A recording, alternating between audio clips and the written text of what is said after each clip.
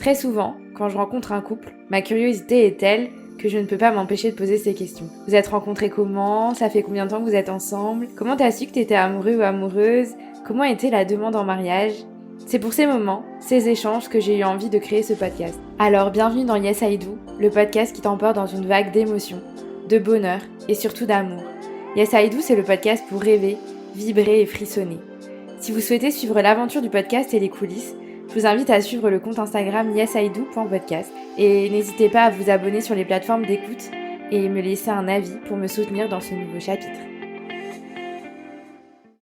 Bonjour Mélissa. Salut! Tu vas bien? Ça va et toi? Bah écoute, très bien. Je suis ravie de te rencontrer et de t'accueillir sur Yes I Do. En plus, tu es aussi podcasteuse, donc tu pourras partager ton podcast. Mais du coup, c'est trop chouette. Donc j'ai hâte de faire cet épisode avec toi. Moi aussi, franchement, je suis trop contente. Merci de m'avoir donné la parole sur cette thématique-là. Et vraiment, j'ai découvert ton podcast et moi aussi, je suis une amoureuse de l'amour. Donc, clairement, je pourrais parler de ces sujets-là pendant des heures. Donc, je suis vraiment trop contente d'être là. Trop bien. Bah écoute, entre amoureuses de l'amour, je pense qu'on peut que s'entendre et ça va être chouette. Écoute, avant de commencer, est-ce que tu peux te présenter en quelques mots, s'il te plaît? Oui, alors je m'appelle Mélissa, j'ai 29 ans, je vis à Strasbourg. Voilà, je suis une meuf un peu, j'aime tout, enfin j'aime la vie, j'adore la vie vraiment, je croque la vie à pleines dents. J'ai vécu des moments difficiles, un burn-out, la dépression, mais en fait je m'en suis sortie et je crois que j'aime encore plus la vie depuis ça. J'ai découvert aussi que j'étais quelqu'un qui avait plein de passions, plein de centres d'intérêt qui vont et qui viennent, et j'ai longtemps essayé de lutter contre ça, contre ces changements, ces variations, et maintenant je crois que je commence à apprécier ce côté-là de moi, et je crois qu'on est nombreuses aussi à être un peu comme ça. Donc voilà, je suis quelqu'un d'assez intense, que ce soit dans l'amour, hein, vous allez l'entendre, et puis dans tout le reste dans ma vie, faut que je ressente des sensations, faut que ce soit fort, je vis tout très fort. Donc voilà un petit peu qui je suis. J'adore. Bah écoute, c'est une très belle présentation et je pense que aimer la vie, enfin tu vois, croquer la vie à pleines dents comme on dit. Je pense que c'est une des plus belles choses à faire parce que il faut en profiter. Et puis malgré, comme tu dis, les moments difficiles, on se relève. Il y a toujours, comme on dit, après la pluie le beau temps et le meilleur est à venir. Donc Ouais, voilà, c'est trop chouette. clairement. Et du coup, est-ce que tu veux nous partager aussi ton podcast peut-être? Yes, c'est vrai que dans ma présentation, j'ai pas parlé de mon activité professionnelle parce que je trouve qu'on se définit toujours par ça et c'est dommage parce qu'en fait, mon activité professionnelle, elle a changé au cours de ma vie. J'étais orthophoniste avant, là maintenant, je fais plutôt de la création de contenu pour les femmes, justement pour leur permettre d'être ce qu'elles ont envie d'être, pour leur bien-être. Et donc, j'ai créé un podcast, Safe Club. C'est aussi le nom de mon compte Instagram. Et sur ce podcast, je fais des épisodes solo où je fais intervenir des femmes sur toutes les thématiques qui touchent la vie des femmes. Parce que vraiment, je kiffe les femmes, j'adore les femmes, je me trouve super badass. Et que ce soit des spécialistes du bien-être, ça peut être de la sexothérapie, ça peut être des kinés, enfin bref, ça va être sur plein de sujets qui touchent à la vie des femmes ou sur des femmes qui ont vécu des expériences, des événements qui les ont touchées, des choses où elles sont peut-être dit qu'elles étaient les seules à vivre ce qu'elles vivaient. Je leur donne la parole pour que tout ensemble on se dise mais en fait je suis pas la seule à ressentir ce que je ressens, je suis pas la seule à vivre ce que je vis en fait. Et ouais, c'est vraiment ça que j'avais envie d'offrir, un peu un endroit où les femmes elles peuvent se sentir entendues, comprises et puis surtout soutenues. Trop bien, j'adore et je mettrai les liens, tu vois, de ton compte Instagram et de ton podcast pour les personnes qui souhaitent découvrir ton univers. Mais c'est un univers qui est plein d'énergie, plein de belles choses. Tu partages plein de conseils avec de l'authenticité, de la transparence et tout ce qu'on aime, tu vois, sur des sujets, tu vois, vraiment hyper variés et qui touchent, comme tu dis, les femmes. Et le fait de ne pas se sentir seule, c'est toujours hyper important. Ouais. Et j'ai à cœur aussi, tu vois, de faire ça à travers le podcast, à travers les épisodes solo sur tous les sujets de l'amour. Donc voilà, trop bien, j'adore. Mais tu vois, c'est vraiment le truc dans mon podcast et je pense que ça va s'entendre aussi aujourd'hui, c'est que j'ai vraiment pas de tabou. Et ça peut être un peu gênant, un peu déconcertant pour les gens parfois, parce que j'ai du mal à comprendre que il y a des sujets qui soient pas abordés par les gens. Hmm. Parler de sexualité, parler de santé mentale, d'épreuves difficiles ou voilà de choses assez intimes. En fait, pour moi, je me dis, on les traverse tous. Enfin, on est tous des humains, on les traverse tous, donc c'est dommage de pas en parler, même si je respecte le fait que chacun ait son jardin secret. Mais c'est vrai que, ouais, en tout cas, pour ma part, je trouve ça dommage, les tabous, et donc je fais en sorte qu'il n'y en ait pas. J'adore, mais trop bien. Et franchement, je pense que tu vois, c'est important. Et moi, j'aime bien, tu vois, pouvoir parler de sujets dont on parle pas forcément, comme Ouais. tu dis, la sexualité ou ces sujets-là qui touchent tout le monde. Mais au final, on a un peu soit honte, soit on a peur, soit on n'ose pas, soit Mm. et en fait, au final, des fois, juste en parler, ça fait du bien. Et entendre des gens parler de thématiques, de problématiques qu'ils peuvent vivre, mais qui n'osent pas en parler, tu vois, peut-être à leur entourage, bah des fois à travers un podcast ou à travers un échange qu'on va entendre, bah, ça va débloquer des choses en nous. Et du coup, c'est aussi ça le but, je pense, du podcast ou des comptes Instagram aussi aujourd'hui. C'est un peu de désacraliser certains sujets pour en faire des sujets un peu plus faciles à aborder et s'identifier, tu vois, à quelqu'un ou en tout cas à des histoires pour se sentir mieux. C'est exactement ça. Je suis tout à fait d'accord. Bah écoute, ce que je te propose, c'est qu'on fasse un petit retour en arrière dans ta jeunesse pour, tu vois, que tu nous partages un peu ta vision de l'amour quand tu étais plus jeune, petite. Est-ce que tu vois, tu rêvais un peu du prince charmant, de te marier, avoir des enfants, toutes ces choses-là, ou pas forcément? Alors si, complètement, je sais plus, c'était une interview que j'ai écoutée justement sur Yes I Do d'un couple, et la nana parlait du fait qu'elle avait été vraiment élevée avec les Disney, vraiment les contes de fées. Moi, j'ai grandi avec ça aussi. Donc très très jeune, c'était évident que j'aurais un homme, j'aurais un mari, j'aurais des enfants, et il n'y avait pas de question sur ce sujet-là. Et pour autant, j'ai vécu avec des parents divorcés. Enfin voilà, je voyais pas du tout mon père quand j'étais enfant. Mes parents ont divorcé, j'avais même pas 1 an. Donc j'ai pas eu de modèle de couple solide et fonctionnel. Un peu plus tard, ma sœur, qui a 12 ans de plus que moi, qui elle s'est mariée. Donc là, oui, j'ai eu un modèle cool auquel m'identifier. Mais sinon, c'était pas le cas. Et j'avais du coup ce double tranchant de, je voyais ma mère qui se disait que sans homme, on pouvait rien faire. Donc très vite, j'ai intégré le fait que, ouais, le couple, le conte de fées et tout, c'était fondateur dans ma vie, mais que ce qui était fondateur aussi et fondamental, c'était d'avoir un homme qui allait pouvoir faire tout ce que les femmes ne pouvaient pas faire. Vraiment, j'ai grandi avec cette vision-là. Ok. Ouais, c'est ouf, hein. Bon. Parce que franchement, c'est tout le contraire aujourd'hui, mais à ce moment-là, ouais, je me disais que de toute façon, on ne pouvait pas vivre bien sans un homme. Hmm. Donc c'était voilà ma vision, ma vision j'allais dire de l'amour. Alors je sais pas si c'est de l'amour, mais en tout cas du couple et de la vie telle qu'elle devait être. Ok, ouais, c'était une vision très, tu vois, je sais pas si on peut dire ça, mais à l'ancienne, en mode, tu Ouais. vois, les femmes, elles ont des tâches un peu définies, et puis bah, les hommes aussi, plus, tu vois, la force, ils vont, tu vois, t'aider, etc., à faire, tu vois, à construire des choses, à gérer le jardin, enfin, tu vois, c'est un peu les clichés. Et du coup, tu avais un peu cette vision-là, ouais, quand tu étais plus jeune. Ouais, cette vision-là et puis la vision de l'amour qui fait mal. Je sais pas d'où ça m'est venu. Enfin, si je pense ma mère a eu des relations un peu particulières par la suite et je pense que du coup j'ai vu ça Mm. quand j'étais enfant. Et ouais, j'ai vraiment eu cette vision de l'amour qui fait mal. Je trouve que c'est aussi quelque chose qui est extrêmement valorisé dans les séries d'ados, dans les livres, dans les films. Tout ce qu'on voit, c'est cet amour ouais, toxique et qui doit être extrêmement intense. Et donc, dès que j'ai découvert l'amour, et pour le coup, moi, ça a été très tôt, c'est-à-dire que je pense que dès la maternelle, j'étais en couple tout le temps. Voilà, j'avais tout le temps des petits copains. Et c'était tout de suite, c'est fou, hein, mais tout de suite très très fort, très Mm. intense. Et j'ai envie de dire violent, quoi, avec des cris, avec des pleurs. Je me rappelle le premier mec avec qui je suis allée au cinéma, je sais pas, je devais avoir 12 ans. Il m'avait caressé les mains dans le ciné et en fait après il partait en vacances pendant 2 mois. Mais tu vois, je me souviens comme si c'était hier, je suis rentrée chez moi, mais j'étais en larmes, j'étais inconsolable parce que j'avais ressenti un truc tellement intense que de me dire que pendant 2 mois où j'allais plus le voir, mais ça allait être horrible. Donc ouais, c'était vraiment ce truc toujours intense, toujours dramatique.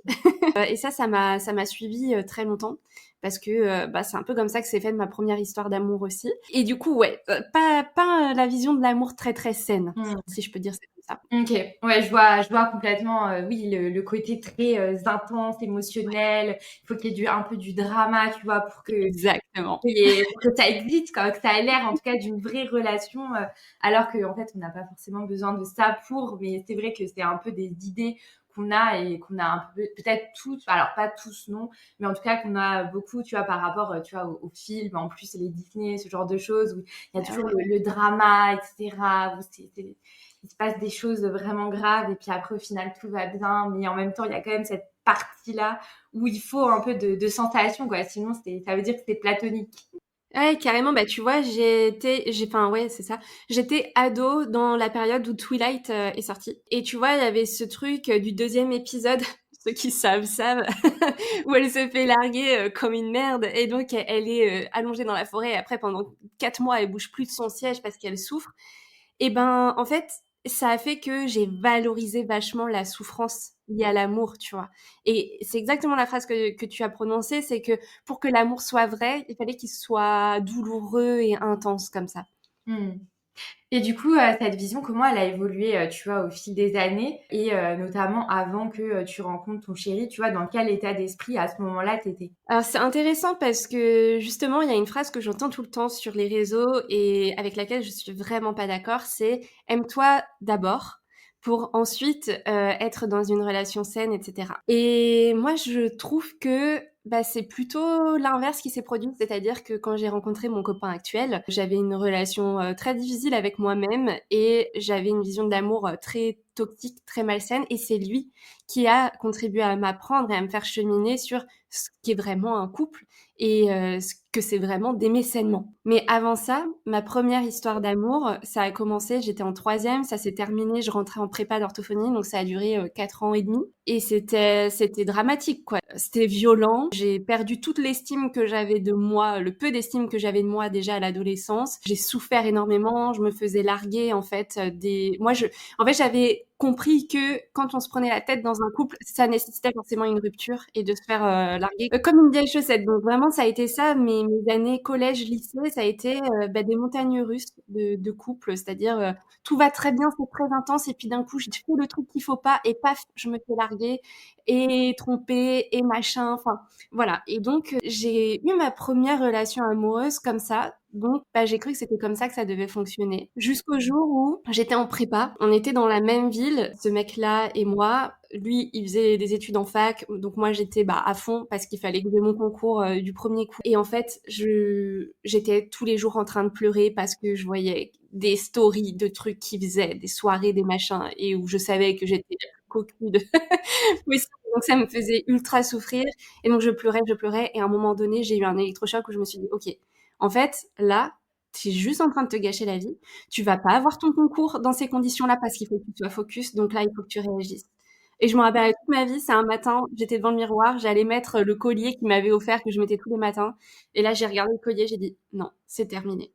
Je l'ai appelé, je l'ai quitté, et c'était fini.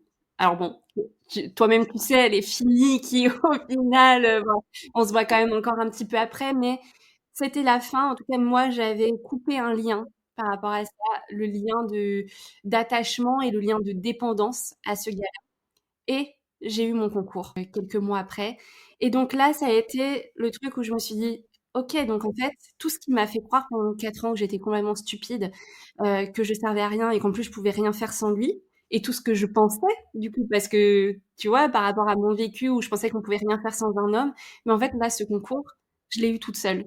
Je l'ai eu et je me le dois qu'à moi et donc ça a commencé à changer un peu le rapport que j'avais avec moi-même et c'est dans ce contexte-là que j'ai rencontré, bah, celui qui est aujourd'hui mon copain depuis 10 ans.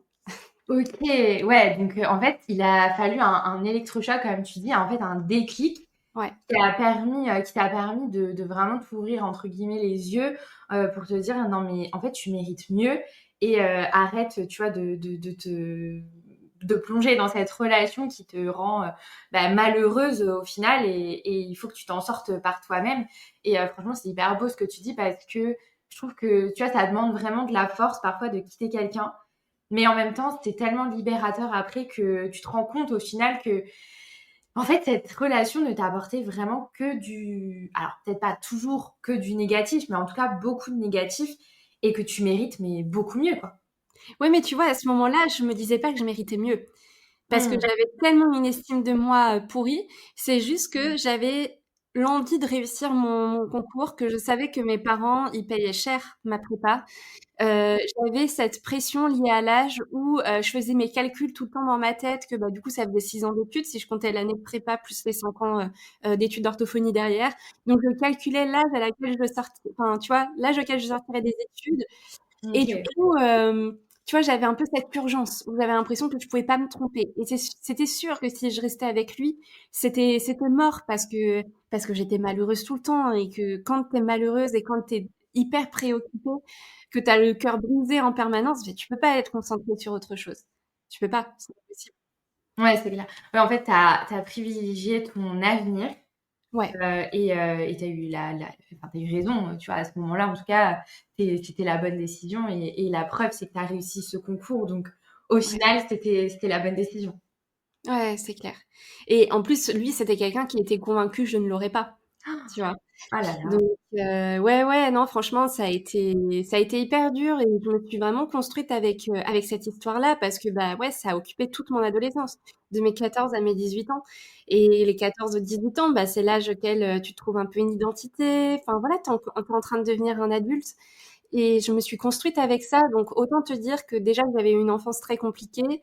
Là, ça ensuite, ça a fait que j'étais un champ de ruines. J'avais la seule réussite que j'avais accomplie et la seule fierté que j'avais, c'était d'avoir eu mon concours. C'était le seul truc positif que je voyais dans tout ce champ de ruines. Waouh! Ouais, ouais, c'est ouf, hein. Non, franchement, c'est fou parce que tu te dis, mais c'est dingue à quel point les événements peuvent bah, te détruire, tu vois, intérieurement. Et enfin, tu vois, c'est super triste, mais en même temps, ça donne espoir aussi de voir que bah, on peut s'en sortir quand même, tu vois. Exactement. Et du coup, comment s'est faite cette rencontre avec ton chéri? Alors ma rencontre avec Clément, parce que c'est son petit nom, on va le donner. C'est rigolo parce que c'est quelqu'un que je connaissais depuis longtemps parce qu'il était dans le même collège et le même lycée que moi. Simplement, il avait 1 an de plus, donc voilà, c'était un plus grand, donc je le côtoyais pas vraiment, mais voilà, on se connaissait un petit peu, de vue et puis l'été donc où j'ai eu mon concours, c'était l'été 2015, voilà, donc l'été 2015, j'ai eu mon concours et au mois de juillet, j'avais un job, étudiant qui était dans notre ville d'origine, c'est le FLIP, le Festival ludique et international de Parthenay, donc c'est un festival où pendant 15 jours, la ville est complètement transformée pour les jeux de société. Et donc, c'était un peu le life goal quand tu étais jeune dans cette région d'être pris pour animer sur ce festival parce que tu étais bien payé. Et pendant 2 semaines, bah, tu faisais des jeux, enfin, tu animais et tu faisais la fête avec les autres animateurs. Et donc, j'ai été prise cet été-là. C'était la deuxième année où je le faisais. Et lui, c'était sa troisième année où il le faisait. Donc, c'est rigolo parce qu'en fait, on avait déjà été animateurs ensemble sur ce festival. Mais moi, ça faisait 4 ans que j'étais avec mon mec. Lui, ça faisait 4 ans qu'il était avec sa copine. Donc, en fait, on s'était jamais calculé. Et cette année-là, ou cet été 2015, moi, c'était fini avec mon ex. Lui, c'était fini avec son ex aussi. Et le premier jour, attention parce que là, c'est une anecdote, c'est assez drôle. Le premier jour où on est arrivé sur ce lieu de travail, c'était place de la mairie. On installait les trucs et tout, et il y a eu un truc, mais je peux pas t'expliquer. Ça a été tout de suite, en fait, l'un vers l'autre, comme des aimants. Et du coup, on a été mis ensemble au même endroit pour travailler. Il se moquait de moi parce que j'avais du mal à compter les bons nombres de chaises. Enfin bref, voilà, on s'est taquiné toute la journée. Et il y a une meuf qui dit ah venez, on a des trucs à aller chercher dans la salle des mariages de la mairie. Et en fait, elle nous a assis chacun sur les fauteuils de la salle des mariages de la mairie. Elle s'est mise à la place du maire et elle a dit je vous déclare mari et femme. Mais non. Franchement, c'est trop drôle, je te jure, parce que on venait juste de se rencontrer, en gros, avec Clément. Enfin, voilà, certes, on s'était déjà vu un petit peu, mais voilà, ce jour-là, on est de se rencontrer et vraiment, il y avait un truc qui faisait qu'on était tout le temps ensemble cette journée-là, on faisait que de se parler. Et cette meuf, on connaissait pas plus que ça, qui nous met complètement au hasard dans la salle des mariages et qui dit je vous déclare mari et femme. Trop drôle. Mais Enfin, voilà. j'adore. Ah non, c'est bien l'anecdote. Ouais, j'adore. Et attends, deuxième anecdote, ce jour-là, on fait une pause parce que voilà, il faisait chaud, parce que bah, on s'agitait dans tous les sens. Et il me dit, bah, devine ma date de naissance. Et moi, je lui dis, je sais pas, t'as grave une tête à être né le 29 septembre. Et là, il s'arrête, il me regarde, il fait: «Mais c'est une blague, il est né le 29 septembre». Mais je te jure, mais je ne sais pas. Mais en fait, c'est ça le truc avec lui, c'est que il y a eu plein d'espèces de fulgurances, des évidences comme ça, et je ne peux pas te dire d'où ça sortait, c'est complètement inexplicable, mais c'était évident. Parce qu'en fait, quand je l'ai rencontré, j'ai eu l'impression de le connaître depuis toujours. C'est fou, hein? Oh là là, mais j'adore! Du coup, ouais, tu dirais que quand tu l'as vu, revu, enfin, du coup, pour la première fois Ouais. à ce moment-là, c'est comme si t'as senti, ouais, quelque chose qui t'a attiré vers lui, quoi. Ouais, c'est exactement ça, sauf que, bah, moi, j'avais décidé que l'amour et moi, c'était terminé. Parce que Mmh. j'avais vachement souffert, parce que j'avais associé le fait que quand j'étais en couple, il m'était arrivé que des trucs horribles et qu'à partir du moment où j'étais plus en couple, m'était arrivé un truc super cool, que j'avais eu mon concours. Donc il y a eu ce premier élément-là où je me suis dit: «L'amour, c'est plus pour moi», et il y avait le deuxième élément où, bah, en fait, tous les 2, donc on était originaires, du Poitou-Charentes, donc voilà, dans l'ouest de la France. Lui, il vivait là-bas, il faisait ses études dans le coin aussi, et moi, je savais qu'à la rentrée de septembre, j'avais eu mon concours et donc je partais à Strasbourg. Mmh. Donc c'est-à-dire Strasbourg à plus de 800 kilomètres de cet endroit-là. Donc vraiment, j'étais toute, enfin vraiment tout sauf dans des dispositions à me dire: «Je vais me mettre en couple». C'était Mmh. clairement pas un sujet. Oui, le contexte était pas idéal, quoi. Exactement. Et lui, c'est pareil, il avait vachement souffert de sa première histoire d'amour qui s'était pas très bien terminée. C'était son premier chagrin d'amour aussi. Mon copain, c'est quelqu'un qui n'a jamais connu le deuil. Je touche du bois, mais voilà, il a tous ses grands-parents. Enfin, vraiment, il a jamais connu, ouais, le deuil. En fait, c'est ça. Et donc, lui, sa première rupture, bah, ça a été la première fois qu'il expérimentait ça, puisque une rupture amoureuse, c'est un deuil aussi. Mmh. Et donc, lui, il était, voilà, il était pas du tout non plus dans cette optique de se remettre en couple un jour. Vraiment pas. Mmh. Donc, OK. voilà, on s'est rencontrés à ce moment-là, 2 jeunes, dans un festival qui sont là pour travailler, où on savait qu'on allait faire la fête pendant 15 jours.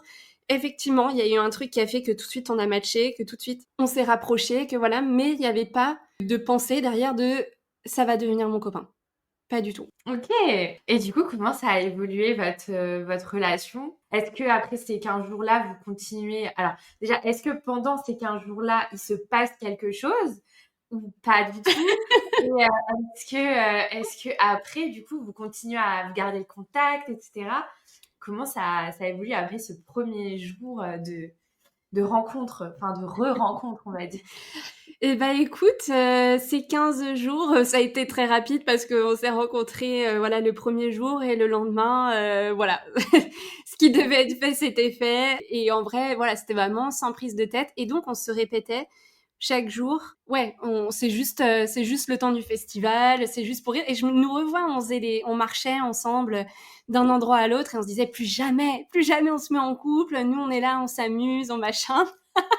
Et en plus, moi, j'avais la double satisfaction, c'est que mon ex, bah forcément, ce festival, il était connu de tout le monde, donc il était là pendant ce festival. Lui, il n'était pas animateur, il participait comme ça. Et donc, il a vu en fait que bah, j'étais de nouveau un peu avec quelqu'un et tout. Il avait ultra les boules. Et moi, j'étais super contente parce que il m'avait trompée, je sais pas combien de fois. Aujourd'hui encore, je ne sais pas.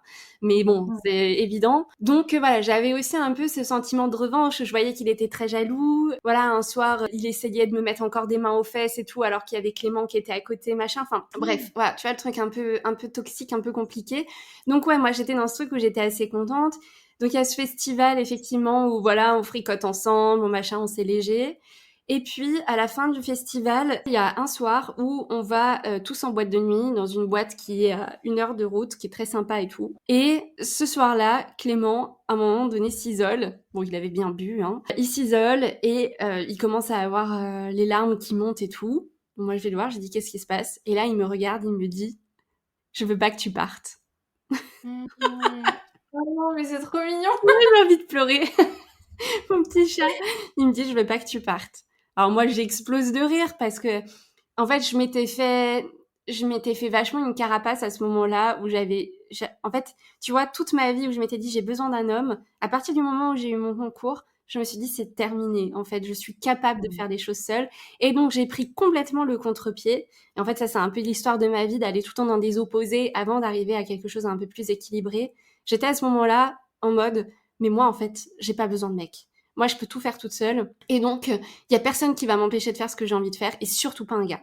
Donc, tu vois, j'étais vachement dans ce truc-là. Et donc, j'ai dit, mais en fait, tu crois quoi? Tu crois que je vais pas partir à Strasbourg pour toi, alors qu'en fait, j'en ai chié pour avoir mon concours et tout. Mais non, ça, par contre, c'est juste pas possible, quoi. Donc, j'étais un peu sèche et voilà, je me protégeais, en fait, comme je pouvais. Et ce qui s'est passé, c'est que bah, tout le reste de l'été, il restait 1 mois et demi d'été, bah, en fait, on a passé chaque jour ensemble. Vraiment, on ne s'est jamais séparés de cet été-là. Et le dernier jour, c'est lui qui m'a emmené à mon train. C'était la première fois que je voyais un homme pleurer. Petit 1. Petit 2, c'est la première fois que je voyais un homme pleurer pour moi. Donc, Oh. ouais. Franchement, ça a été fou parce que bon, déjà on avait compris qu'il y avait un truc, tu vois, entre nous, qu'il y avait plus que ça. Pendant le mois qu'on avait passé ensemble, on avait baissé nos armures, hein, je dirais à un moment donné, on s'était bien rendu compte que bah, on n'arrivait plus à être l'un sans l'autre. On s'était bien rendu compte qu'il y avait un truc qui était hyper fluide entre nous. On voyait des potes qui emménageaient ensemble, des couples d'amis qui emménageaient ensemble à la rentrée. Et Clem, il nous sort, mais en fait, je nous verrais trop emménager ensemble aussi. Ça faisait genre 3 semaines qu'on se côtoyait. Et puis voilà, tout d'un coup, il m'a avoué ses sentiments. Et en fait, j'ai dit, bah, j'ai eu envie de partir en courant. Et en même temps, j'ai dit, mais moi aussi, en fait, enfin voilà, moi aussi, j'ai développé ces sentiments. Donc, il m'a emmené à mon train. Et on s'est dit, OK, on va tester la relation à distance. Donc voilà, c'était dur, hein. Franchement, on avait le cœur brisé tous les deux parce qu'on venait de vivre un été. Bah voilà, on avait fait un peu les extrêmes de bah plus jamais on se met en couple. Allez, on se met un petit peu ensemble, mais juste pour rire. Et puis bah finalement, on se fait avoir et on tombe amoureux l'un de l'autre. Mais en fait, à la rentrée, faut se séparer. Mais c'est horrible ce moment-là en plus. Tu te dis, mais pourquoi? Ouais, c'est clair. Tu te dis pourquoi? C'est vraiment ça. C'est vraiment ça. Puis tu vois, moi, j'étais très contente. J'avais pas d'appréhension de partir à 800 kilomètres de ma ville d'origine parce que, encore une fois, voilà, j'avais une vie un peu compliquée, très compliquée avec ma famille. Donc, j'avais l'impression que ça me sauvait la vie de partir loin. Lui, il a grandi dans une famille extrêmement aimante, extrêmement soudée. Et donc, il n'était jamais parti. Et pour te dire, il avait jamais pris le train. Vraiment, il était jamais parti. Donc, si tu veux, on était à un moment donné, on s'est dit, mais comment ça va pouvoir évoluer? Parce que lui, jamais de la vie, il pourra partir de cet endroit-là. Moi, j'ai minimum 5 ans à faire à Strasbourg pour mes études et en plus, je suis contente d'être loin. Donc il y avait ce truc et lui, bah voilà, il a jamais pris de train. Donc comment on va faire pour se voir les week-ends parce que bah les trains ça coûte cher. Enfin moi j'étais étudiante, lui il était en alternance, donc voilà. Donc compliqué. Mais bon, on s'est dit, écoute, on va le tenter. Voilà, de toute façon, quand t'es amoureux, Bah ouais, c'est ça. Avec l'amour, tu peux tout tenter. c'est ça exactement. Et du coup, oui, donc là, vous quittez, entre guillemets, sur le quai de la gare et vous vous dites, bon, bah, on tente, mais on sait pas trop comment ça va se faire, quoi. Exactement. Et du coup, comment se passent ces débuts de relation à distance? Ben, ça se passe que on s'écrit tous les jours, on s'appelle tous les jours. Voilà, il est extrêmement soutenant. Voilà, on a tout le temps plein de trucs à se dire. On est très proches finalement. Et puis à un moment donné, il me dit, écoute, je vais venir sur un week-end à Strasbourg, voir voilà comment c'est. Donc il est venu un premier week-end à Strasbourg, c'était je pense je sais plus peut-être 1 mois après. Et là ça a été super dur pour lui parce que il s'est rendu compte de la distance.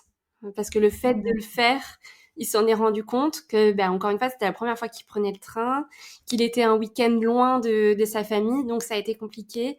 On était très heureux d'être ensemble mais il était angoissé. Ce week-end-là, il était pas très bien. Donc il est reparti. On s'est dit bon bah enfin voilà, moi de toute façon à ce moment-là, je n'avais même pas à l'esprit que potentiellement il pourrait revenir enfin tu vois venir me rejoindre à Strasbourg et s'y installer. C'était même pas dans mon esprit. Pour moi, voilà, on allait faire les 5 ans comme ça ou alors ça allait se terminer avant, mais c'est tout. Il y avait ça et puis fin d'année, il se dit OK, je vais revenir passer un week-end. Donc il est revenu en fin d'année et en fait, on a découvert le marché de Noël de Strasbourg.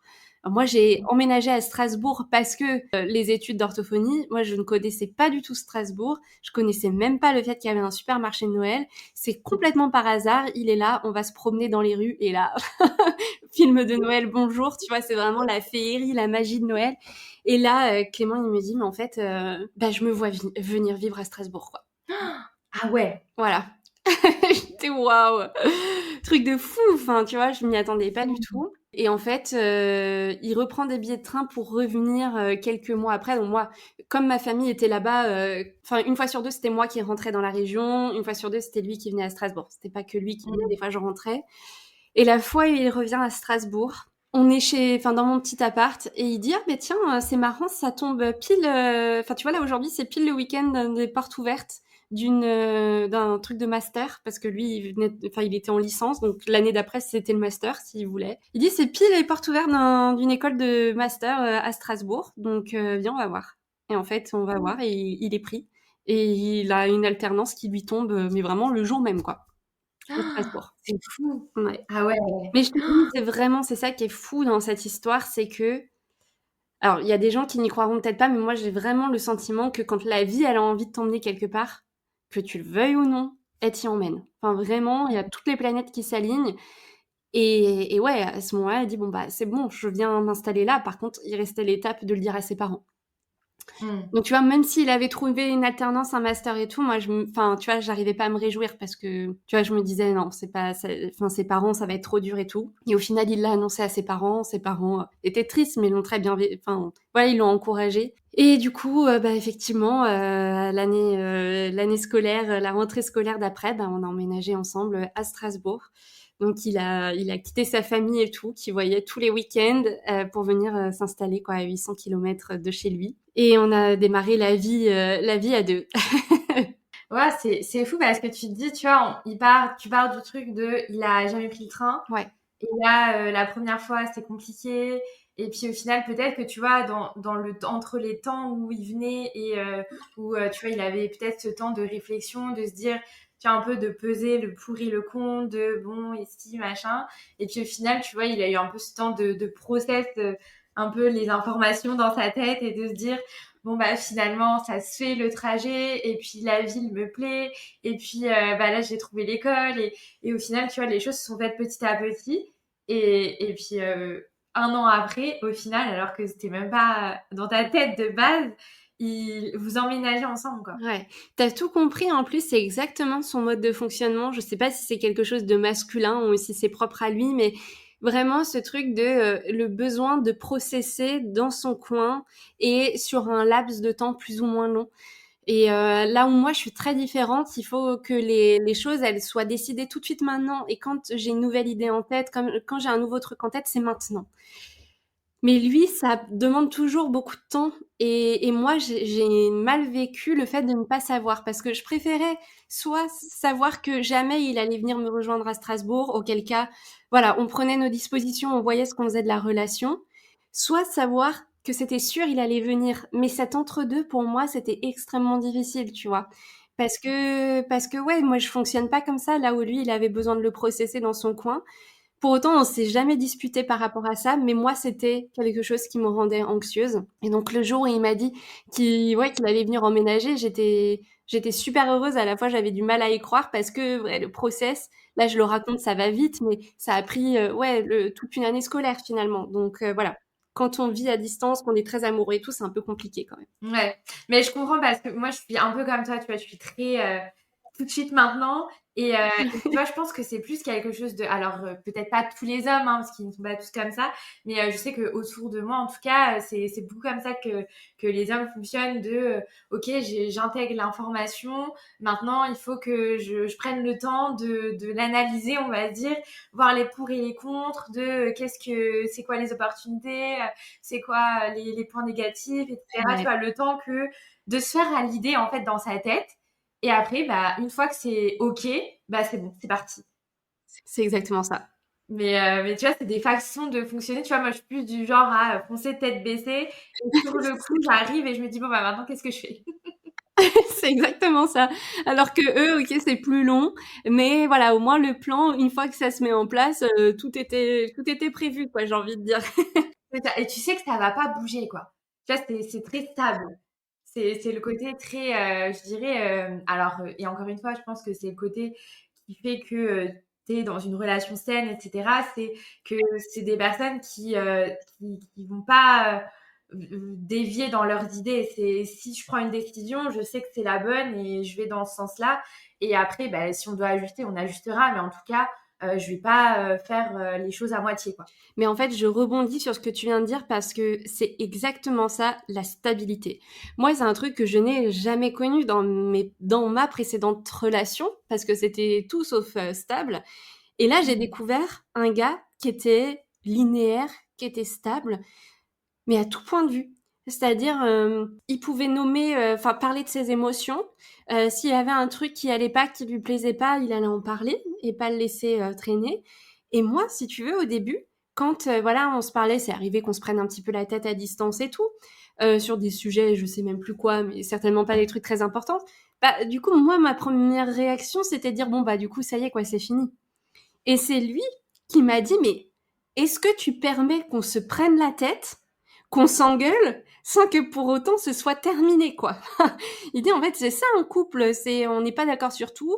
Bah, il y a des moments où on a des divergences de point de vue et tout, on se prend la tête, et puis voilà, 1 heure après, câlin, et puis on passe à la suite, quoi. Et moi, ça, et c'est en ça, tu vois, je rejoins ce que je disais tout à l'heure, où il m'a appris énormément de choses. Il m'a appris la stabilité, l'amour sain, la sécurité, et à développer davantage d'amour de moi-même parce que lui était extrêmement stable et extrêmement sain, et que lui m'a appris que, en fait, c'est pas parce qu'il y a des disputes que c'est terminé. C'est pas parce qu'il y a des disputes qu'il arrête de m'aimer. Et que, en fait, mon amour, enfin, son amour pour moi ne dépend pas de ce que je vais dire ou faire. Il est plus constant que ça. Et que s'il y a des trucs que je dis ou je fais qui ne lui plaisent pas, ben il va me le dire. Parce qu'il m'aime suffisamment pour me le dire et pour que, enfin, tu vois. Et du coup, ça, c'était tellement nouveau. Tellement, tellement nouveau pour moi. Et franchement, il a été extrêmement patient et je pense que voilà, on va en parler parce que il a été là dans tous les moments les plus compliqués de ma vie. Mais c'est quelqu'un d'une patience infinie et qui du coup a dû m'apprendre énormément de choses dans une relation de couple, quoi. Mais tu vois, c'est fou parce que, et c'est vraiment, je pense, la recette, en tout cas, de ce que je ressens par rapport aux relations saines, c'est vraiment ce côté de... La relation saine, ça veut pas dire que tout est beau, tout est rose, que tout va bien, qu'il se passe rien, etc. Pas du tout. Mais c'est plus d'avoir cette intelligence un peu émotionnelle, de se dire, bah, déjà, oui, les prises de tête, c'est OK, et c'est tant que ça reste dans le respect. En fait, tu peux te prendre la tête sur un sujet, ne pas être d'accord. Pour autant, ça veut pas forcément dire qu'on va se quitter direct Ouais. parce que bah, ça arrive. Sinon, enfin, tu vois, c'est un peu comme avec les frères et sœurs. Je prends toujours l'exemple, c'est avec tes frères et sœurs, tu prends la tête et ça veut pas dire que demain vous êtes plus frères et sœurs, quoi. C'est juste que bah, dans un couple, comme c'est deux personnes qui sont pas de la même famille, en tout cas de base, bah, du coup, t'as plus ce truc de se dire, bah, du coup, c'est fini. Mais en fait, pas forcément. C'est normal aussi de se prendre la tête. Mais en fait, il y a des manières, tu vois, déjà de se prendre la tête, de pas être Ouais. d'accord. Et il y a des manières aussi de réagir, tu vois, à l'autre, aux reproches ou ce genre de choses, quoi. Mais exactement. Et tu le dis très justement, il y a des manières de se prendre la tête. C'est-à-dire que sur les prises de tête, lui, il m'a jamais insulté. Il m'a jamais rabaissé. Il m'a jamais dit que j'étais moins que rien ou que j'étais nulle. Enfin, en fait, voilà, on se prenait la tête sur les sujets sur lesquels on se prenait la tête. Mais pas, ça remettait pas en cause ma personne. Là où moi, en fait, j'avais tendance à vouloir le blesser. Et c'est horrible, tu vois, je suis pas fière de ça, mais en fait, c'est comme ça que j'ai appris l'amour, si tu veux. Mhm. Donc je cherchais quelque part à reproduire le truc. Et il me le disait, il dit j'ai l'impression que tu cherches à créer des disputes, que tu cherches à créer des problèmes. Mais parce que moi j'avais l'impression que c'était la seule manière d'aimer, Mhm. tu vois. Donc ouais, c'est pour ça que je te dis, il a été super patient et effectivement, bah comme tu dis, c'est comme une relation fraternelle, quoi. C'est-à-dire que bah, on a le droit de pas être d'accord, on a le droit de se prendre la tête, mais ça remet pas en cause la relation. Mais ça a été long pour moi de comprendre ça. Bah, c'est normal. Parce que t'es passé vraiment d'un schéma, enfin, t'es passé du tout au tout. Ouais. Donc, forcément, quand tu grandis, tu vas avec un certain schéma, une certaine manière de vivre une relation. Bah, c'est difficile, en fait, de passer dans quelque chose où c'est sain, où c'est normal, tu vois, et tu te dis, mais est-ce que c'est vraiment de l'amour et pourquoi c'est aussi calme, entre guillemets, Ouais. mais est-ce que c'est vraiment de l'amour, tu vois? Il y a plein de questions, tu vois, qui se posent et c'est normal, en fait, parce que t'as pas eu l'habitude, t'as vécu cette relation de toxique, de drama, de toujours les insultes, le rabaissement, tu vois, les critiques et tout. Et là, tu te retrouves dans une relation où la personne, elle est saine, où elle va te dire des choses, mais de manière hyper, bah, tu vois, saine. Et là, tu vas te dire, mais c'est pas normal. Mais oui. Alors que c'est ça qui est normal. Mais tellement tu as du mal à l'intégrer, et ça, tu vois, j'en parle assez souvent, mais quand tu passes d'une relation toxique à une relation saine, le cap est hyper dur à passer. Exactement, parce que tu as aussi quelque chose qui s'appelle l'addiction aux endorphines. Et quand tu es dans une relation toxique, comme c'est du chaud-froid en permanence, les périodes où ça va bien, c'est des ups qui sont hyper intenses. Et donc, t'es en lune de miel quasiment en permanence, si tu veux. Parce que, waouh, c'est l'amour, les papillons dans le ventre, les frissons, les machins. Donc, ça te fait sécréter des endorphines. Mais du coup, le fait d'être dans ces endorphines, là, dans ce bain d'hormones de l'amour, en fait, ça fait que tu peux pas fonctionner normalement sur le reste. Donc, en fait, t'es dévoué 100% à ta relation amoureuse, mais ta vie à côté, elle avance pas. Par contre, quand t'es dans une relation saine et durable, t'as plus ce truc d'endorphine et tout, tu l'as la première année, peut-être un peu plus, peut-être un peu moins, ça dépend des gens. Mais en fait, le corps humain n'est pas fait pour être dans cet état d'amour en permanence. Tu vois, là, j'interviewais il y a quelques semaines Myriam, qui est sexologue et thérapeute de couple. Elle disait, en fait, on va dire, grosso modo, les 3 premières années, quand t'es en couple avec quelqu'un, c'est parce que t'es amoureuse de l'amour. T'es amoureuse des sensations que ça te fait ressentir, des endorphines, etc. Par contre, au-delà de ça, quand tu restes, c'est que tu es amoureuse de la personne. Parce qu'il n'y a plus ce cocktail hormonal qui est derrière, qui te porte et tout. Mais tu restes parce qu'en fait, c'est la personne que tu aimes, c'est ce qu'elle représente, c'est ce que vous vivez ensemble, etc. Et c'est vrai que ça, c'est dur au début parce que tu te dis, mais est-ce que c'est normal que je sois pas tout le temps dans un état de fébrilité, que je sois pas avec les frissons dans le ventre, les papillons? Est-ce que c'est normal? Mais en fait, c'est dur au début, hein, clairement, parce que, ouais, t'as été habitué à ça. Et qu'en plus, quand tu regardes les films, les livres, les machins, on te parle que de ces étapes-là. Et après, à la fin, on te dit, et ils se marièrent et ils vécurent heureux. Oui, mais il y a plein d'étapes, en fait, après. Mais ça vaut pas la peine d'être raconté, presque. C'est dommage. Parce que du coup, on manque de modèles de ça. Et moi, je sais que, ouais, il y a eu des moments où c'était plus difficile parce que j'avais beau savoir que j'étais amoureuse et que rationnellement, j'aurais voulu être avec personne d'autre et dans aucune autre relation. Je me disais, mais mince, du coup, ça veut dire que c'est derrière moi tu vois, les étapes des papillons, ah, j'avais un truc, merde. Ah, ça y est, quoi, c'est fini pour moi.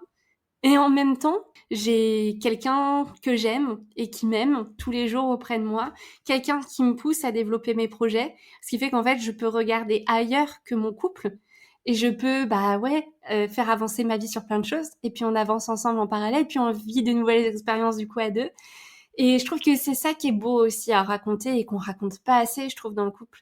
C'est cette routine et cet après, le fait de tomber amoureux. C'est tout ce qui se passe ensuite. Totalement d'accord avec toi. Et après, tu vois, je pense que aussi tout au long de ta vie et tout au long de la vie de ton couple, il y aura des moments où tu ressentiras, tu vois, ces petits papillons, ces petits frissons. Parce que tu vois, tu retombes aussi amoureux au fur et à mesure Total. des années, parce que les personnes évoluent. Il y a tu vois, toi, tu te dis, bah là, t'es en train de développer plein de projets, il te soutient. Mais c'est aussi une autre forme de ta personnalité qui est en train de naître, parce que c'est un autre projet qui naît. Et du coup, bah, forcément, lui, il te voit changer et en fait, il va aussi aimer cette facette de là, il va te soutenir et tu vois, c'est un amour qui évolue aussi. Donc tu vois, il y a cette phase peut-être d'euphorie du début, de lune de miel, comme tu dis, qui ne reviendra pas parce que les débuts, c'est comme ça, c'était les débuts. Mais après, il y a plein de nouveaux débuts, plein de nouvelles choses qui arrivent et qui peuvent quand même créer cette flamme voilà, qui se maintient, quoi. Ouais. Et tu sais, on dit souvent que, c'est prouvé, hein, même scientifiquement, que les rêves, la nuit, sont un baume nocturne et qui permettent de venir mettre des pansements sur des choses un peu psychiques qui se jouent. Et pendant très longtemps, je te dis, ça fait 10 ans que je suis avec mon chéri, ça fait peut-être 1 an que ça s'est calmé, c'est tout. Pendant 9 ans, je pense, j'ai fait des rêves très régulièrement où j'étais avec un autre mec. Où je le trompais, ou alors j'avais le choix entre un autre mec et lui, où il y avait mon ex qui me revenait en mémoire, et où je vivais un truc très intense, mais à chaque fois, les rêves se terminaient, où j'étais dans un état de détresse parce que je me disais, purée, en fait, j'ai foutu en l'air mon couple, cette personne que j'aime autant, qui me porte autant, pour vivre un truc intense qui a duré 30 secondes et demie. Enfin, tu vois, et donc je pense qu'il y a un truc psychiquement aussi qui se joue à ce niveau-là. Et comme tu le dis, en fait, on évolue énormément. Et en fait, ce qui est un truc de fou de se rendre compte, et on en parlait avec mon copain il y a pas longtemps, c'est de se dire que les personnes que nous sommes aujourd'hui, mais n'ont absolument rien à voir avec les personnes qu'on était quand on s'est rencontrés. Et si, quand on s'était rencontrés, on s'était dit ce qu'on allait devenir 10 ans après, mais franchement, on aurait été pété de rire, jamais on aurait voulu y croire. Et c'est ça qui est beau, c'est que J'adore. on évolue. Enfin, en fait, on se dit souvent, purée, qu'est-ce qu'on a de la chance, qu'est-ce qu'on a de la chance de changer, de faire des 360 comme ça, chacun de notre côté, mais de le faire dans le même sens.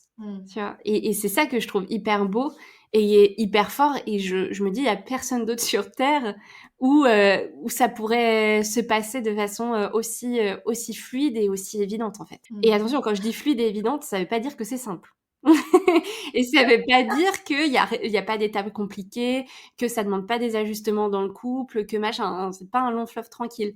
Mais disons que c'est évident qu'on avance ensemble main dans la main. Voilà. Mm. Il n'y a pas de question. Non, exactement, c'est ça, à aucun moment. Et du coup, là, je reviens un peu sur votre relation, mais comment, du coup, les choses ont évolué, tu vois, au fil des années? Parce que tu dis, bah, justement, il n'y a pas forcément... Enfin, il y a des moments où tu dois faire des ajustements, ou des moments où c'est pas facile et tout. Comment, tu vois, votre relation, à partir du moment où vous avez emménagé ensemble, la relation, elle s'est développée? Écoute, ça a été, là encore, j'ai envie de dire, presque inné et fluide d'emménager ensemble. Il y a pas eu du tout d'étape. Tu vois, on n'a pas senti de gap entre, voilà, le fait de passer de vivre seul à vivre à 2. Il y a juste eu le truc, où ça a demandé un ajustement et dont il m'a fait part, c'est que moi j'avais intégré dans mon esprit que à partir du moment où on vivait ensemble, ça voulait dire qu'on devait tout faire ensemble. Et que quand on était chez nous, il fallait qu'on soit tout le temps dans la même pièce, à être ensemble. Tu vois, enfin vraiment, je pense qu'on le sent un début à la fin. J'ai quand même, voilà, un truc un peu malsain dans mon appréhension des relations. Ça va beaucoup mieux aujourd'hui, mais en tout cas, ça a été longtemps le cas. Et à un moment donné, il m'a dit, écoute, en fait, ça m'étouffe parce que, enfin, le fait que j'ai envie de passer du temps seule ne remet pas du tout en question mon amour pour toi, mais en fait, c'est un besoin personnel que j'ai. Et moi, à ce moment-là, j'étais pas trop capable de l'entendre, ça. Parce que j'arrivais pas à me décentrer et à me dire que là, il est en train de me parler d'un besoin que lui, il a. Pas d'un besoin qui est en rapport avec notre couple ou qui va contre moi. Il me parle d'un besoin qu'il a de vivre des choses de son côté et de passer du temps seul dans une pièce, etc. Donc ça, tu vois, ça a été un ajustement qui a été très important. Pareil, ça n'a pas nécessité de dispute et tout, mais juste moi au début, ça m'a vachement blessée et je l'ai vachement pris pour moi. Mais encore une fois, avec de la communication, etc., bah on y arrive. Et puis en fait, je me suis rendu compte que bah, finalement, il me montrait la voie parce que moi aussi, j'ai découvert que j'avais besoin de temps seul et que jamais la vie, ça remet en question mes sentiments pour lui. Au contraire, de toute façon, plus je vais passer du temps seul, me régénérer, me ressourcer, plus je vais avoir de l'énergie à consacrer à notre couple et mieux je vais me sentir dans notre couple et plus je vais l'aimer, etc. Donc il y a eu ce truc-là. Et c'est en ça que je trouve que le couple, c'est un moyen de développement personnel qui est complètement fou parce que bah, l'autre te montre le chemin sur certaines choses, il affirme ses besoins et du coup tu te dis ah mais s'il l'affirme, ça veut dire que moi aussi j'ai le droit d'avoir mes besoins et de poser mes limites. Donc il y a eu tout un tas de trucs comme ça où en fait ça a été un ajustement, mais ça s'est jamais fait dans je veux dire dans la difficulté, dans les cris ou quoi que ce soit. On a déménagé, on a pris un appart plus grand, on a adopté notre chienne parce que c'était le rêve de toute notre vie tous les deux. Depuis qu'on était enfants, on rêvait d'avoir un chien. Donc ça a été une étape aussi dans notre couple parce que bah mine de rien, t'accueilles un tiers et dont il faut s'occuper, qui te prend voilà de l'énergie, de l'amour, etc. Mais ça encore, ça s'est fait facilement. Ce qui a été plus compliqué, c'est quand j'ai été diplômée, quand en 2020, je suis devenue orthophoniste. Ça a été compliqué parce que lui, il était déjà diplômé depuis 2 ans. Il attendait avec impatience que j'ai mon diplôme parce qu'on se disait, ça y est, on va pouvoir avoir une vie d'adulte, on va pouvoir avoir des vrais moyens financiers, on va pouvoir bouger, faire des trucs. Mais sauf qu'en fait, moi, très rapidement, je me suis rendu compte que ça me plaisait pas, l'orthophonie. Donc ça a été hyper dur. Ça a été dur parce que pendant 2 ans, il m'a soutenue financièrement. Il a mis ses désirs entre parenthèses pour m'attendre. Voilà, en disant, bah ok, on vivra tous les trucs qu'on a envie de vivre, mais quand tu seras diplômée. Et en fait, voilà, la première année, j'ai essayé de lutter, de dire non, mais c'est pas possible. J'aime ça quand même. L'orthophonie, je vais quand même pas arrêter. En plus, je me suis battue pendant 6 ans pour faire ce taf et tout. Et en fait, à un moment donné, bah, j'ai fini par le lui dire, quoi. Donc là, ça a été un peu compliqué. Mais, encore une fois, ça a été compliqué, mais il a très bien réagi. C'est-à-dire que, voilà, il m'a dit, bah oui, c'est pas du tout ce que j'avais prévu, c'est pas du tout le truc que je m'étais imaginé, mais bon, voilà, il faut que tu sois heureuse. Mais sur le moment, j'avais acté, j'avais besoin de lui dire à lui que je n'étais pas bien dans mon métier, mais il n'y avait pas tout de suite ce truc de je vais l'arrêter. J'avais prévu de construire une entreprise, de monter mon entreprise en parallèle et que bah elle allait marcher et que, du coup tout doucement j'allais arrêter mon activité d'orthophoniste parce que bah c'est l'avantage quand t'es en libéral, hein, t'as juste un peu ton emploi du temps comme tu veux. Donc j'étais dans cette démarche là et on est tombé amoureux d'un appartement qui était en vente. Donc ça a l'air d'avoir ni queue ni tête, mais le lien va se faire. On est tombé amoureux d'un appartement qui était en vente, un appartement, il y avait énormément de travaux à faire. Et il m'a dit, écoute, voilà, c'est le coup de cœur. Moi aussi, c'était le coup de cœur. Il dit, viens, on l'achète et on fait les travaux nous-mêmes. On n'avait jamais touché un outil de notre vie, lui comme moi. Et il m'a dit, de toute façon, tu veux plus être orthophoniste, donc il faut qu'on achète maintenant si on veut que les banques, elles nous prêtent, parce que c'est pas quand tu auras lâché ton métier que les banques, elles vont nous prêter quoi que ce soit. Donc, let's go, on y va, on fonce. Et donc, on a acheté cet appartement. Et en fait, là, c'est une nouvelle page qui s'est ouverte sur notre couple. Parce que finalement, lui ne le soupçonnait pas avant, mais il a découvert que du coup, il n'aimait plus son métier non plus. Mmh. Que, en fait, ce qu'il voulait, c'était se reconvertir dans le bâtiment OK. et travailler dans ce domaine. Moi, en parallèle du début des travaux, j'ai fait mon burn-out. Donc, les seuls trucs qui arrivaient à me sortir du lit, c'était de venir faire des travaux de temps en temps quand j'avais l'énergie, etc. Et donc, on s'est retrouvés à travailler ensemble tous les jours, dans un bien qu'on rénovait nous-mêmes, qu'on a filmé sur YouTube, sur les réseaux sociaux, ça a bien marché et tout. Et là, en fait, on a découvert une nouvelle façon de vivre notre couple. On travaillait ensemble. J'allais pas bien, mais du coup, il me supportait et c'était lui qui, du coup, donnait les ordres, donnait les tâches à faire. Comme ça, moi, j'avais pas du tout à planifier, j'avais pas du tout à réfléchir. J'avais juste à faire des trucs avec mes mains. Et de toute façon, mon cerveau ne me permettait plus de réfléchir ni de penser. Donc, c'était très bien. Et du coup, bah là, en fait, on s'est dit, waouh, en fait, on est en train de faire un gros virage tous les deux. On se rend compte que nos métiers, c'est plus possible. Et ça a fait que du coup, ça a atténué le fait que moi, l'orthophonie, ça marchait plus parce qu'en fait, il s'est Mmh. rendu compte que son métier non plus ne marchait plus. Et on a découvert ce que c'était d'être à notre compte, quoi, de travailler pour nous sur des choses qui vraiment nous portaient. Et on a passé 2 ans et demi à rénover et on a appris énormément de trucs sur notre couple. Ça a changé beaucoup de choses dans la dynamique de notre couple où moi qui étais très, je suis dans le contrôle, c'est moi qui décide, c'est moi parce que j'avais ce truc de surtout Mmh. pas, tu vois, être la femme qui dépend de l'homme. Donc du coup, j'avais pris complètement le contre-pied inverse. Là, je me suis laissée porter sur le chantier, mais j'ai appris à faire des travaux de mes mains. J'ai appris à changer des ampoules. Enfin, tu vois, j'en sais rien, mais des trucs, à tenir des outils, à me servir d'une scie. Enfin, voilà, en fait, il m'a appris, on a appris ensemble et notre couple est vraiment passé, j'ai envie de dire, à la vitesse supérieure à ce moment-là et ça nous a soudés plus que jamais. Tout le monde nous disait, en plus, hein, on a eu vachement de gens qui nous disaient attention de rénover un appartement avec toutes les galères que ça implique, parce qu'il y a toujours des mauvaises surprises sur Mmh. un chantier. Et en plus d'être H24 ensemble, en plus Mélissa avec son burn-out qui va pas bien et tout, votre couple il va jamais tenir. Mmh. Et en fait, c'est l'inverse qui s'est passé, quoi. Ça Mmh. nous ça nous a rapprochés. Ça nous a rapproché ce chantier et ça nous a rapproché le fait que dans les moments où j'allais le plus mal, dans les moments les plus sombres de mon existence où vraiment il y a des moments où je me suis dit je n'allais pas survivre, il a Mmh. été là, mais à chaque instant, tu vois. Et du coup, je trouve que c'est vraiment à ce moment-là où on est devenus des partenaires, vraiment de travailler main dans la main et de s'entraider et bah ouais, quand il y en a un qui va pas bien, bah il y a l'autre qui est là pour l'aider et après inversement. Et tu vois, c'est un peu un jeu comme ça. Voilà notre couple, comment il a évolué les années qui ont suivi. OK, bah écoute, franchement, c'est super beau tout ce que tu partages et tu vois, il y a un truc que je retiens aussi de ce que tu dis, c'est le fait que tout le monde autour disait que bah non, ça va pas tenir et tout. Tu vois, toujours les avis des autres qui font que Ouais. des fois tu vas te poser des questions alors qu'en fait, bah en fait, pas du tout.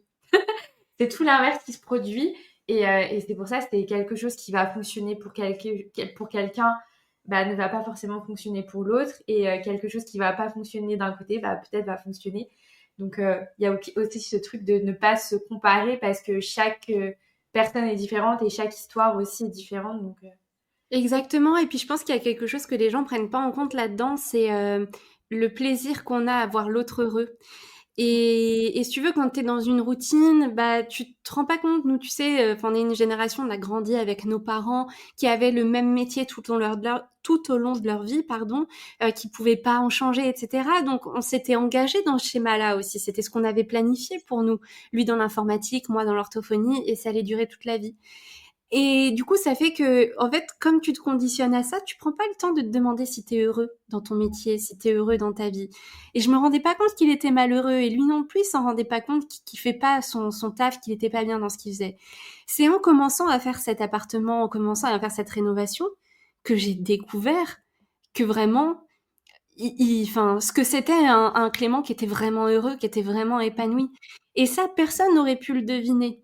Et quand tu vois l'autre qui s'éclate, qui prend un plaisir fou et qui du coup prend confiance en lui parce qu'il se sent doué dans ce qu'il fait, parce qu'il a des bons retours et tout, mais en fait, ça fait que ton couple, il peut que aller mieux parce que dans un couple, en fait, tu restes deux entités, tu restes deux individus à part entière. Et si tu vas pas bien, si en tant qu'individu tu vas pas bien dans ton couple, c'est compliqué après, tu vois. Et ça, personne ne l'avait pris en compte. Et en faisant ce chantier-là, mais lui, il s'est trouvé une place. Il s'est trouvé une nouvelle place dans notre couple, il s'est trouvé une nouvelle place, lui, dans la société et dans ce qu'il avait envie de faire. Et du coup, ça fait que, et tu vois, tu le disais tout à l'heure, en fait, je suis retombée amoureuse de lui à ce moment-là aussi. Et ça, personne n'aurait pu le deviner. Et en fait, si tu le tentes pas, tu peux pas savoir. Et c'est quand tu t'ouvres à de nouvelles expériences que tu peux te rendre compte qu'en fait, ce que tu faisais avant, ça te correspondait peut-être pas. Tu vois. franchement, bah, merci beaucoup pour ce témoignage parce que bah, on a abordé plein de sujets, encore une fois, qui sont hyper importants, je pense, et tu vois, qui permettent aussi bah, de réfléchir à sa vie, etc. Et je trouve ça hyper important. Pour conclure l'épisode, qu'est-ce que tu donnerais, tu vois, toi, comme conseil après 10 ans de relation tu vois, ce serait quoi pour toi les clés pour justement construire cette relation saine et durable? Si tu devais résumer, tu vois, en quelques conseils. Un conseil que je vais donner, que j'aurais jamais cru donner, mais qui pourtant est je pense, le plus fondamental, c'est de rester deux individus à part entière et de pas fusionner. On nous vend trop ce truc de l'amour fusion, ouais, de dépendance et tout, mais en fait, de continuer à faire des choses pour soi, chacun de son côté, de développer ses projets, de développer ses envies, parce qu'en fait, plus on va être épanoui soi en tant que personne, bah, plus en fait le couple il va être épanoui. Et le fait de faire des choses chacun de son côté, bah, ça fait qu'on a encore plus de trucs à se raconter. Ça fait que on peut apprendre des choses à l'autre et lui montrer une partie de notre univers. Enfin voilà, je trouve que c'est hyper important pour le bien d'un couple et pour notre propre santé mentale à nous aussi, c'est de continuer à faire des choses pour soi, de se questionner sur ce qu'on a envie, etc. Ça, c'est la première chose. La deuxième chose, c'est le conseil extrêmement bateau, mais pourtant c'est le cas, c'est de communiquer. C'est de communiquer et de se parler et de pas attendre que les choses, tu vois, elles montent en silence comme ça. Mais de se dire les choses, même si c'est pas agréable à entendre, mais de s'ouvrir à la communication. Et tu vois, bah, je reprends l'exemple de Myriam qui est thérapeute de couple et un conseil qu'elle donnait et qui rejoint ce que je suis en train de dire, c'est de se faire des dates, de se faire des moments, peut-être une fois par semaine, si on peut, des dates où on va poser sur la table bah, comment on se sent nous en tant que personne, comment on se sent dans le couple, est-ce qu'il y a des choses qui nous dérangent, est-ce que voilà, et puis surtout d'être en capacité d'exprimer ses besoins plutôt que d'être dans le reproche de l'autre, de dire mais en fait moi j'ai besoin de ça et ça pour me sentir bien, donc du coup ça demande des ajustements dans le couple. Donc vraiment voilà cette communication là, ça c'est vraiment le deuxième point. Et le troisième point, ce serait de s'interroger sur le langage de l'amour. Ça aussi, hein, c'est assez bateau. Il y a un petit test à faire en ligne de Chapman, je crois que c'est ça. Je sais Gary Chapman, ouais. Gary Chapman, voilà, c'est ça. Sur le langage de l'amour, déjà, je trouve que c'est hyper fun à faire en couple. Et ben, ça donne plein d'indications sur c'est quoi, en fait, notre manière de donner de l'amour et c'est quoi notre manière d'en recevoir. Et je trouve que ça aide à davantage se comprendre parce que on n'a pas la même façon d'aimer les uns et les autres. Et il y en a, leur façon d'aimer, de montrer leur amour, ça va être de rendre des services. Et il y en a d'autres, ça va être de dire des mots d'amour. Et de savoir sur quel plan on se trouve, bah, ça aide à mieux se comprendre et à se dire, ok, moi j'ai besoin de mots d'amour, mais si lui, son langage de l'amour, c'est de donner des gestes, des services, ben en fait, voilà, il va pas me donner des mots d'amour, mais ça veut pas dire qu'il m'aime pas, parce qu'en fait, il me le donne d'une autre manière. Et bref, je trouve que c'est important aussi d'être conscient de ça et ouais, d'en parler. Et ce sera vraiment mes conseils. Et ouais, je pense que c'est possible d'avoir un couple durable. Maintenant, effectivement, faut pas s'attendre à vouloir avoir les papillons tout au long de sa vie, parce que bah voilà, c'est pas sain d'ailleurs, même pour un corps humain. Et on peut être extrêmement heureux et se sentir très bien dans son couple sans avoir ces sensations-là qui sont pourtant trop valorisées dans les bouquins et tout. Mais l'étape qui va après, ils se marièrent, ils eurent beaucoup d'enfants et tout, il y a encore des trucs hyper chouettes à vivre. Bah franchement, merci beaucoup Mélissa pour tous tes conseils. Et d'ailleurs, j'ai fait un épisode sur les langages de l'amour. Donc je te rejoins aussi totalement sur ce point parce que c'est hyper important d'en être conscient comme tu dis. Et c'est hyper, tu vois, ça permet aussi de faire ce travail même au-delà du couple, dans sa famille, etc. De voir un peu comment chacun fonctionne et de comprendre que bah non, en fait, c'est pas parce que mon père ou ma mère ne fait pas ça qu'il ne m'aime pas et ce genre de choses. Et je pense que c'est un exercice qui est assez intéressant à faire. Donc je peux que recommander aussi. Écoute, pour conclure l'épisode, est-ce que tu as un dernier message à passer peut-être à Clément et puis aussi aux auditeurs de Yataïdou? Ah bah écoute, j'ai les larmes qui montent. Je l'avais pas prévu. Je crois que s'il y a un mot que j'aurais envie de dire à Clément, c'est merci. Merci parce que il est resté là même quand c'était pas facile et il y en a peut-être plus d'un qui se serait barré parce que voilà, la dépression, c'est drôle pour personne, c'est absolument pas drôle quand on la vit, mais c'est absolument pas drôle pour les gens qui sont là autour parce qu'on voit une personne qui est complètement éteinte. Et aujourd'hui, même si ça va beaucoup mieux, bah, la dépression, elle a laissé beaucoup de traces sur mon corps. J'ai pris 15 kilos et ça joue beaucoup dans l'amour que je me porte et donc forcément dans notre relation de couple, dans l'intimité aussi parce que je m'accepte pas comme je suis. Et malgré tout, il est là tout le temps et il m'a dit encore quelque chose il y a pas longtemps. Il dit arrête de te demander si t'es un poids pour moi, si ce que tu fais c'est chiant à gérer pour moi. Il dit moi je m'en fiche, tout ce que je veux c'est que tu sois heureuse. Et je le remercie pour ça. Et ouais, je souhaite aux auditeurs, aux auditrices qui nous écoutent de trouver une personne comme ça, en fait, qui souhaite juste votre bonheur, en fait. Et je crois que ça, c'est fondamental. Donc, ouais, je lui dirais merci, puis je lui dirais que je l'aime aussi, évidemment. Merci, bah, j'adore. Merci Mélissa pour ce beau témoignage. Merci à toi, merci beaucoup.